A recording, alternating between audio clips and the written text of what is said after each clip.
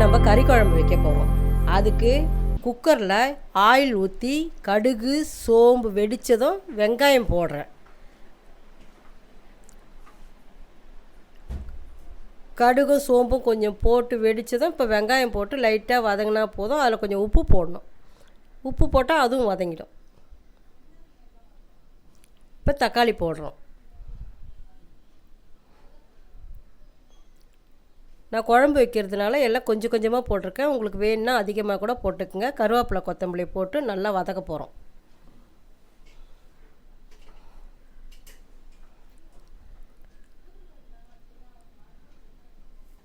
நம்ம கறி தொக்குன்னா வெங்காயம் தக்காளி கூடுதலாக போடலாம்.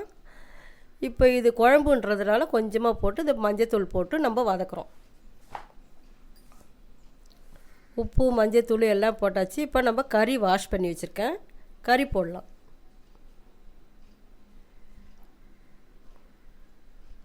கறி நம்ம தொக்குக்கு மாதிரி ரொம்ப வதங்கணும்னு அவசியம் இல்லை. சும்மா அப்படியே போட்டு 2 பெரட்டு பெரட்டலாம்.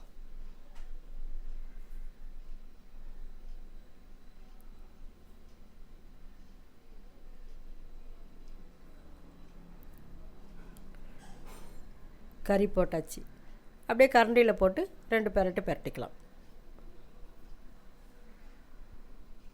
நான் ஆயில் ரொம்ப ஊற்றலை. அந்த கரண்டியில் ஒரு கரண்டி தான் ஊற்றினேன்.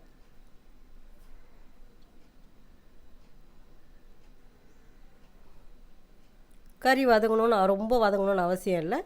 இப்போ இது அரைச்ச விழுதில் என்னென்ன போட்டேன்னா இஞ்சி பூண்டு சோம்பு மிளகு சீரகம் கொஞ்சம் பட்டை கிராம்பு அதை போட்டு நல்லா மிக்சியில் மசியாக அரைச்சிக்குங்க.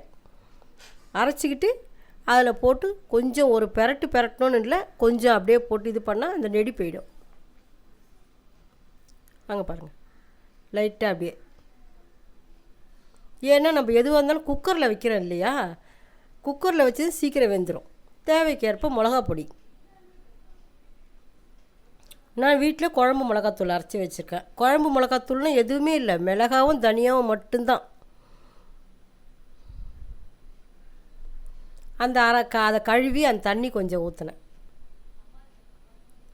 ஊற்றிட்டு நம்ம தேவைக்கேற்ப தண்ணி ஊற்றிக்கலாம்.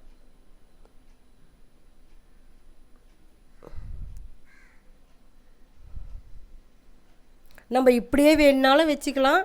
எனக்கு எக்ஸ்ட்ரா கொஞ்சம் தண்ணி தேவைப்பட்டது, அதனால் ஊற்றிக்கினேன். ஏன்னா இட்லிக்கு கறி குழம்பு தேவை இல்லையா, அதனால் நான் எக்ஸ்ட்ரா கொஞ்சம் தண்ணி ஊற்றிக்கினேன்.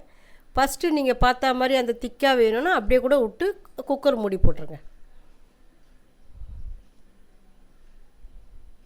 உப்பு சரியாக இருக்கா பார்த்துக்குங்க. சரியாக இருக்குது. நான் குக்கர் மூடிட்டேன்.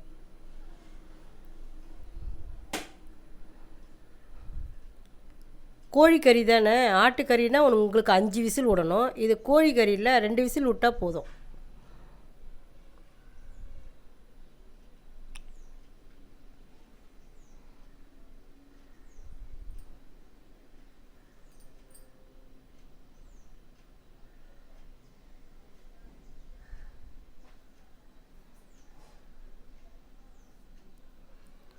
மூணு விசில் வந்துடுச்சு. 3 விசில் வந்ததும் இறக்கிட்டேன். குழம்பு ரெடி ஆகிடுச்சு பாருங்கள்.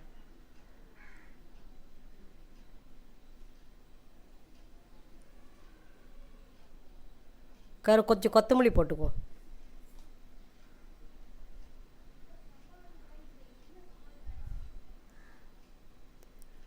அப்படியே கலக்கி நம்ம இட்லிக்கு ஊற்றிக்க வேண்டியது தான்.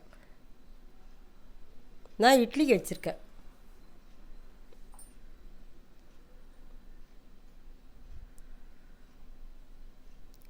இட்லி வெந்துடுச்சு.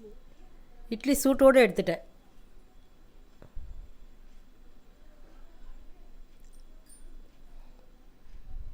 இட்லிக்கு கறி குழம்பு ரெடி. நீங்கள் செஞ்சு பாருங்கள்.